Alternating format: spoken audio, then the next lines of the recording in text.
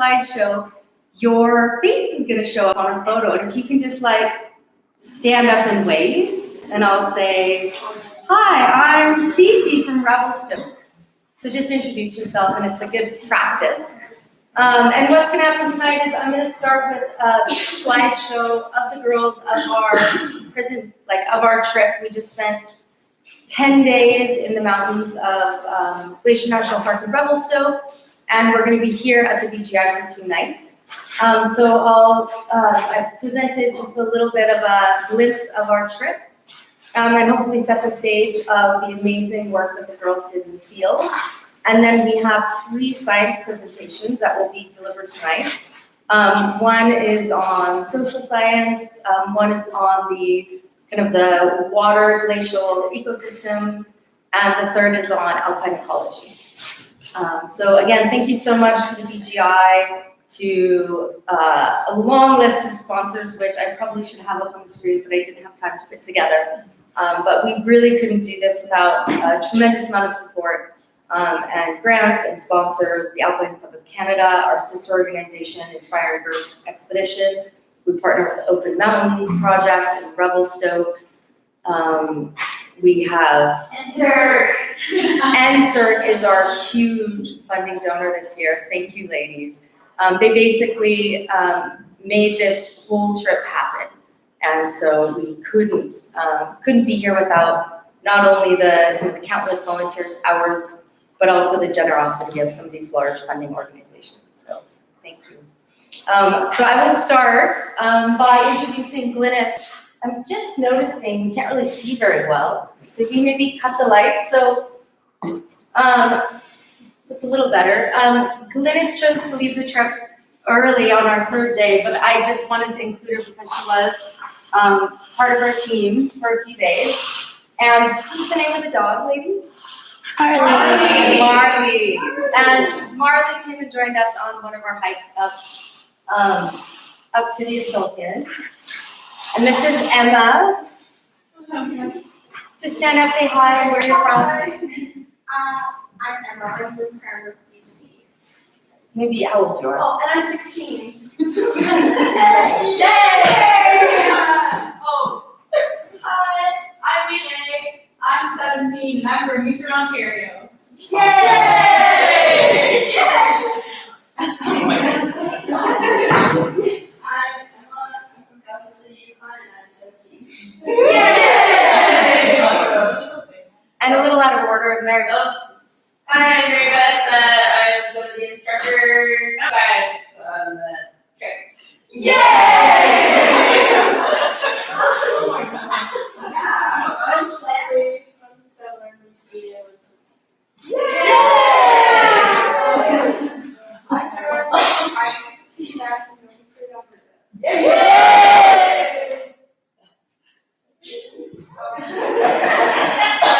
I'm 16 and I'm from Southern Alberta. Yay!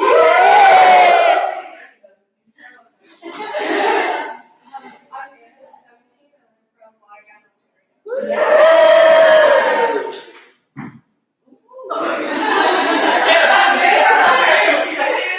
I'm Sarah. I'm 17 and I'm from Merritt, BC. Yay! I'm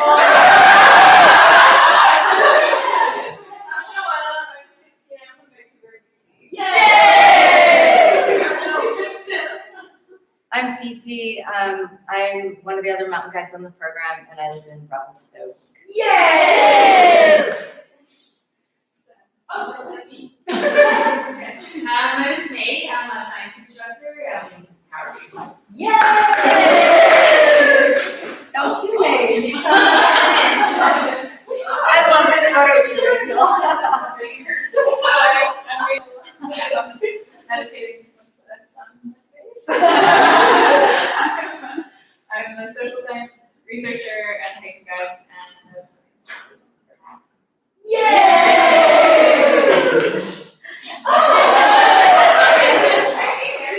Slideshow. I'm a driver and a nature guide as well. But yeah, I'm a supporter of the ladies and I'm 40. Yay! Oh, that's me. I'm Lauren. I'm the program coordinator and scientist and other things. And I live in North Vancouver. Yay! Oh, May, I just have some. And I also just want to extend, there's a lot of people who helped support us. Maybe Jocelyn, Ellie, Sue, if you want to, most people know you, but if you just want to introduce yourself, Michelle. Hey, May? Oh, sure. I'm Ellie. I'm one of the co-founders for Girls Nice Canada, and I've been working in background with this exhibition.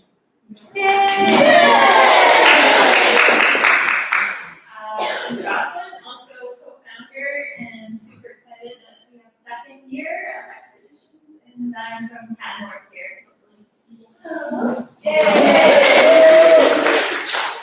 And there's three of us from BGI.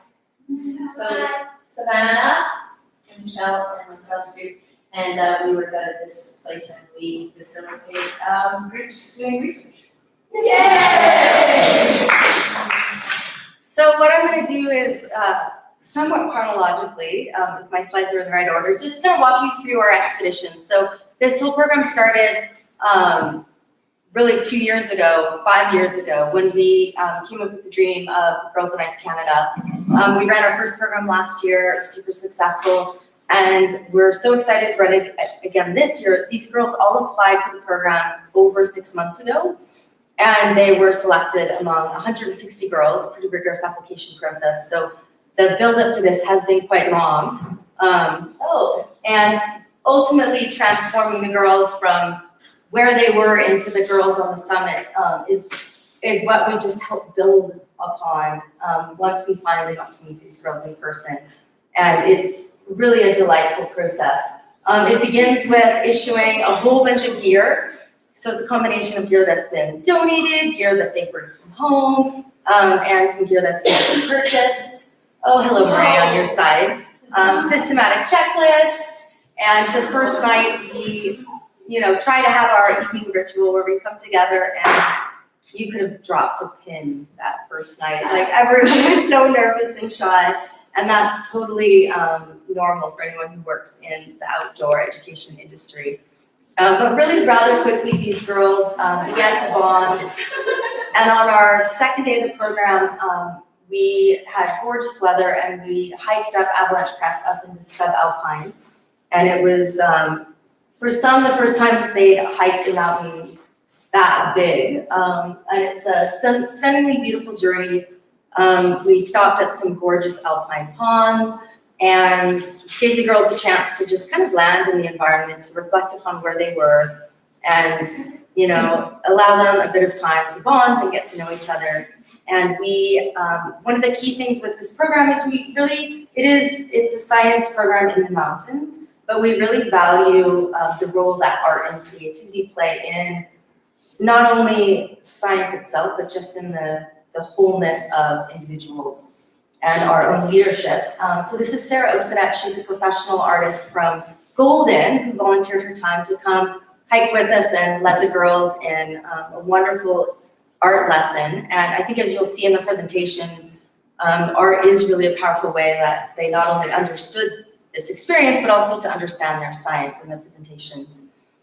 Lauren giving a session on the difference between observation and inference. And I just had to throw in the hellebore because they're my personal favorite. And we had Marley join us on the hike back down to the Illecillewaet Campground in Glacier National Park, where we were staying. We definitely embraced the whole art of hugging trees.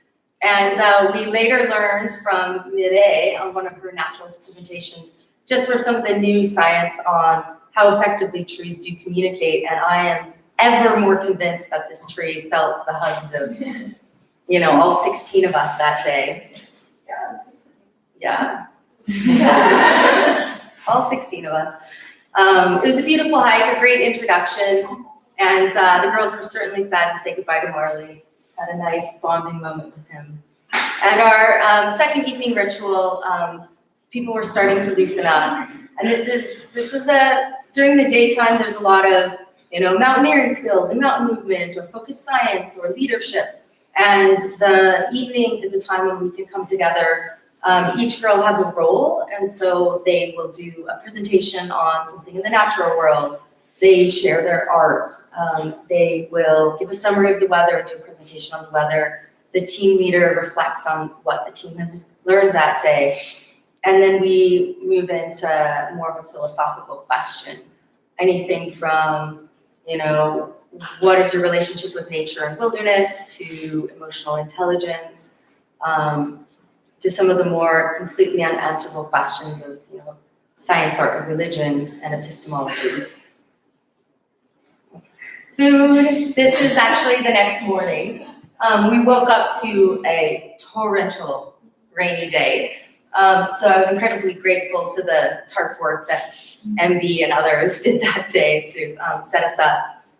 Having breakfast, and this day we were supposed to go rock climbing, but the rain kind of precluded that. And we were so grateful to be able to use a friend's beautiful space called the Monash Mandala in Revelstoke, where we were able to have a ceremony to say goodbye to Glynis, whose family came to pick her up and just wish her well on her own journey, and kind of then bring the group back together as we recombined in our new form on our own journey to head up into the mountains and into our own scientific process.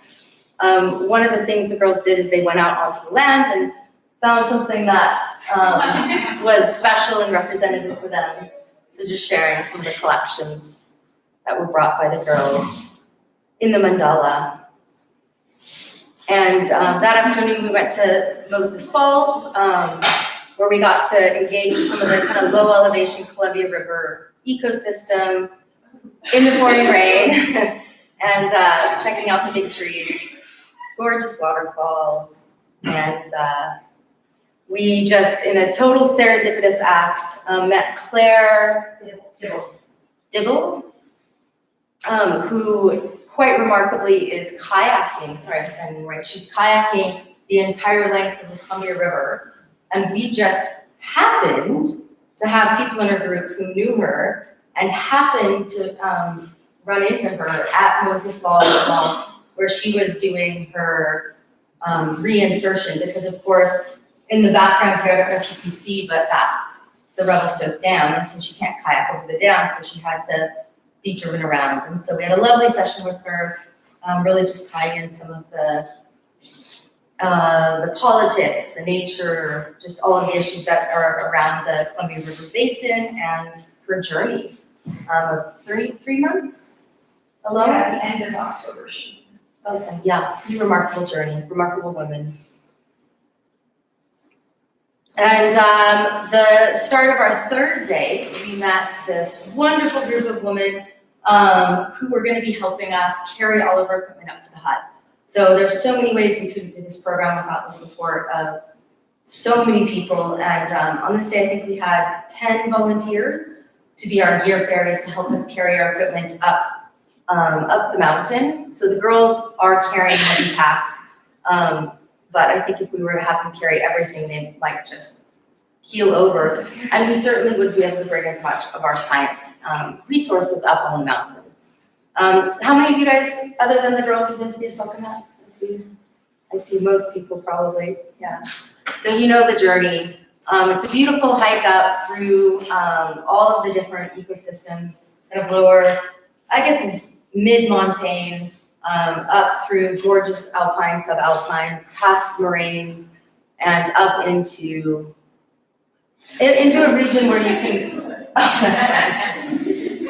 nice faces, ladies. This is foreshadowing later.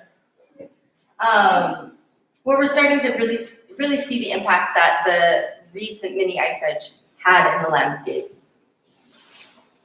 Here you can see we're climbing up the moraine. This is kind of the final 300-400 meters to the hut. High-fiving with volunteers as they go down.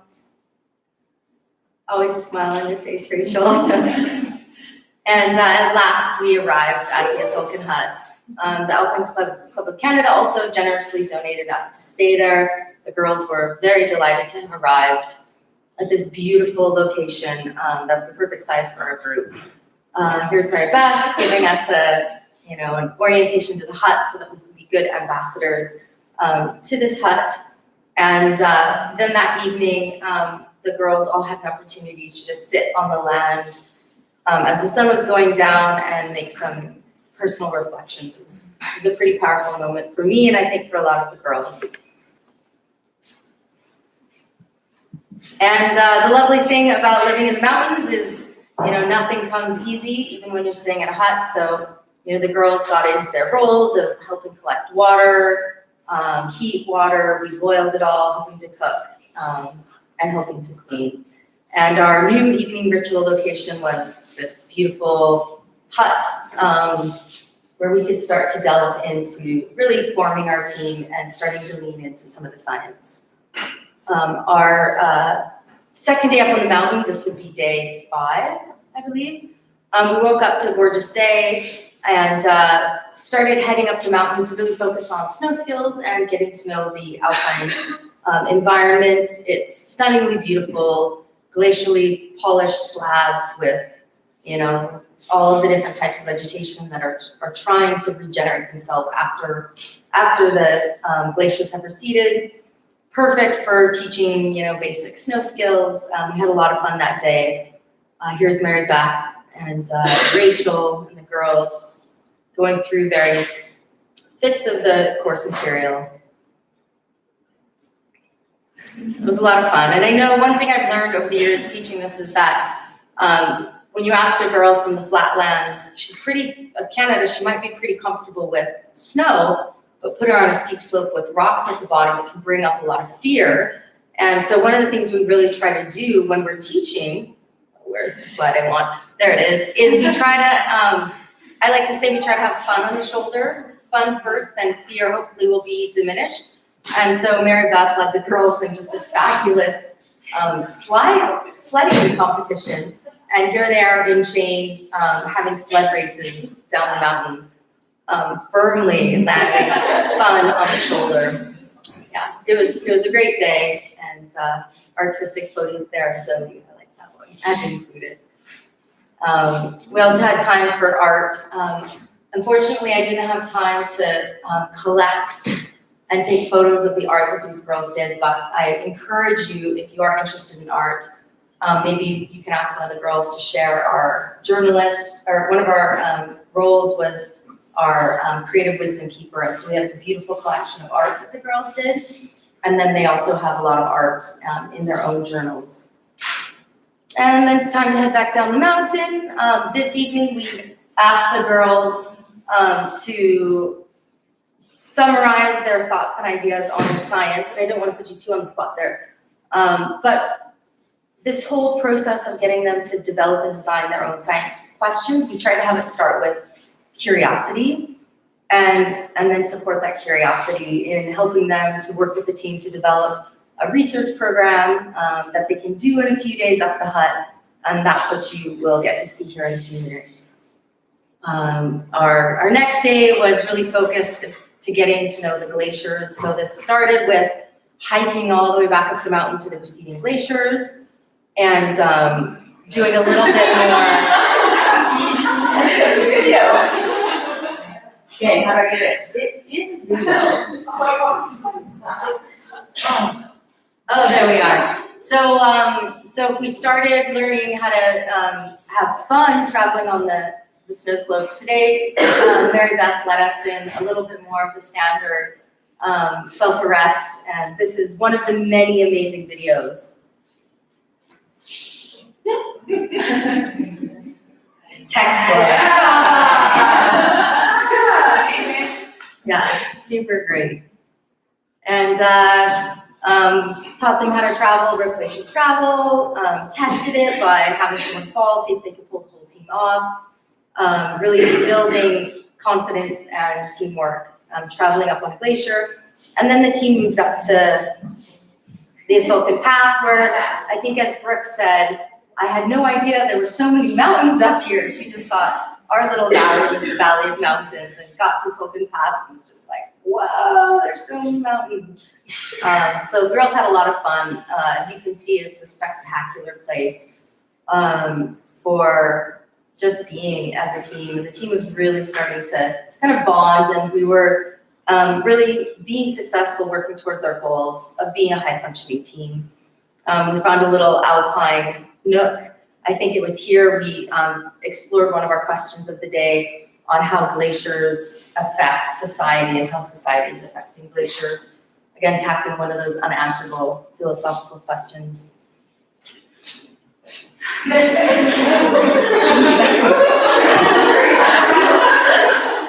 I'm just doing a great job of catching the smiling faces.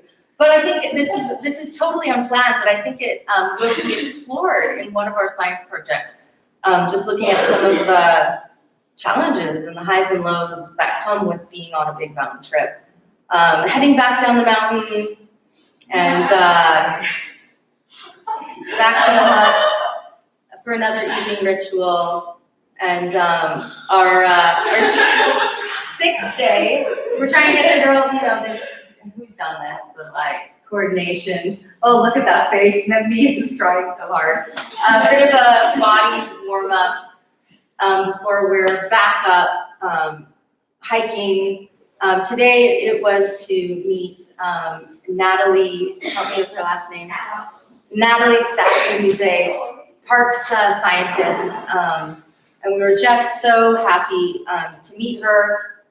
She's currently she's not currently doing research on pikas, but because we're in like perfect pika habitat, I think that's what she did her master's research on. And so she was up helping us to understand the pika. It was also just a wealth of information on the alpine ecosystem, how to become a park scientist, and really a valuable asset for the girls. And she totally helped us find pikas. It was so cool. I don't have any photos of the pika, but they were really special. And after meeting with Natalie, we had to send her away so she could go back home. We climbed higher up the mountain and snuck in an afternoon climb with the pterodactyl, which was really cool. And we had a lot of fun, brought the girls up a bit of a steeper slope, so they're starting to put their tools into action. Gorgeous alpine tarns, I think you can see these in one of the later presentations. There's a white bark pine. And I don't actually have photos of the little technical rock scramble because Mary Beth was belaying and I was helping, and we had Lynn Martell was taking photos, but it's a really neat climb. They all got to do a short little pitch of fourth class to get to the top of this beautiful feature that wasn't glaciated in the mini ice age, so it's just a little bit of an isolated habitat up there, and just nice to stand on a rocky summit surrounded by glaciers, the glaciated landscape. And back down the mountain, and is that the next day? Yes. The girls were pretty tired this night, and I think this is going to show up in some of our science, because on our, I guess this would be day 8, our goal for that day was either to do science or to climb a mountain. And the girls were so tired, we probably should have said, hey, let's do some science, let them sleep in. But the problem was that the weather was pretty terrible the next day. So we rallied the girls, and you can't see it in this slide, but if we could have close-ups of their faces right now, they were pretty tired, right, girls? Miserable. You know, but like all people who climb mountains, they're learning that sometimes you have to just kind of like keep taking one foot in front of the other. And I really commend the girls. I knew that there was low energy, but I don't think I quite realized how deep some of them were digging until I saw a really fabulous cartoon later that night. Emma can share that with you. But as we got higher up the mountain, I think the sugar started to kick in, and the giggles from the others. And as we got higher on the mountain, the morale really started to improve. Here we are heading towards Mini Young's, climbing up to the ridge. We saw a fabulous, what kind of beetle is it? Spruce beetle with huge antennas, and he was alive. Probably got blown up on the glacier in a warm wind. was hanging out eating the algae. And up to the summit ridge where we climbed up the ridge. And of course, Anne found some trees. She was really excited, so we did a little science along the way as the other girls were cruising up to the summit. And by the time we got to the summit, it was just like all yokels, and they were quite happy. And I think that's a great metaphor that all of these girls will carry forward with them in life, on how sometimes it's hard to get out of bed and even harder to start climbing that mountain, but once you get there, it's a pretty remarkable thing. And this day we did a bit of a high mountain traverse, tagged a second little mini summit that day, before heading back down to where we found a gorgeous patch of ice and a crevasse where we were able to lower all the girls into the crevasse and then had them haul each other out. So here's the girls. It's a little hard to get perspective, but they're probably, they're standing at the bottom of the crevasse there. There's many, many photos of these girls having fun in the crevasses. And back that evening for our evening ritual, and at this point in the trip, I think the energy was really at its height. The girls were quite happy with their accomplishments, feeling really good about the team, and all quite focused on sleeping that night, and then waking up for our last day on the mountain where we were able to really lean into and focus on the science. And I don't have photos of all of the girls' science projects because you're going to hopefully get to see a lot of them here in a bit. But our final day on the mountain was dedicated to the science. And maybe someone who, does anyone know what this is other than our girls? Like some of the people who weren't on our trip this year? Have you guys ever seen this? Who's seen this? Yeah, did you ever wonder what it was? So I had no idea what it was. And this is part of why I love this program so much, is because not only do I get to learn from and work with amazing ladies, May and Ellie and Allie and Envy and Rachel and Sue and Savannah and Michelle. I learned so much from all of you women, but I think I learned more from the girls. And I was so proud of Emma Tom, who wrote on her little piece of paper that she wanted to study biofilm. And I was like, what is biofilm? And I've since learned that it is like one of the oldest pieces of life on our planet. And I have seen it and not known what it was. So you'll get to learn a little bit more about Emma's project and the other girls' project, but I just wanted to placehold just how amazing it is to be involved with these girls and how much learning I have done and hope that they're getting from each other. And I will let them share with you what that day looked like and what the previous days looked like in terms of their science projects. And I'll just kind of placehold it at that. Our final night on the mountain was utterly magical. Huge thunderstorms pulled through, 50? How many actual booms do you think we had within 5 kilometers? 50? A lot. Yeah, it was incredible. It was about an hour and a half. Mm-hmm. And then we had dry lightning that night as we were going to sleep. I thought it was a couple of the girls taking flash photography, and then I was like, oh no, it's more lightning. We had a lovely song, and it was just a really enchanting night. Our final night in the mountains, before we had to say goodbye and say goodbye to each other, to the hut, and head down the mountain. This was the site where we saw the ptarmigan, which you'll learn about in a bit. And heading back down the steep moraine with our heavy packs. Fortunately, we get more volunteers to help us carry the gear back down.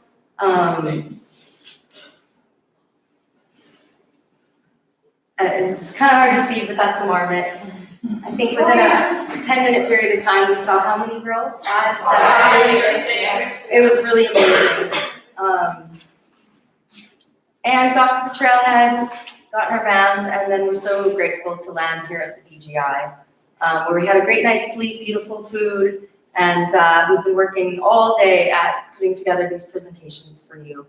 And I hope that this kind of introduction helps you to understand a little bit of what we do and how we try to support the girls in their presentations. And I encourage you at the end to maybe think of some questions you can ask the girls.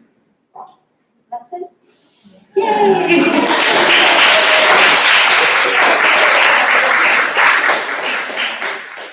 So we'll probably will need just a couple minutes to switch over to our presentation. I'll let you take over. Yeah.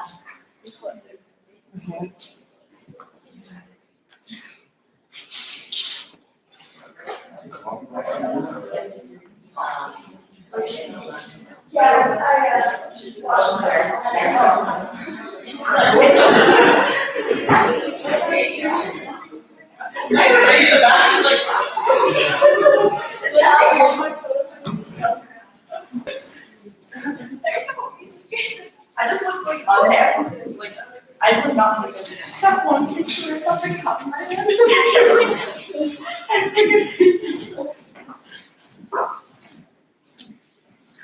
Alright.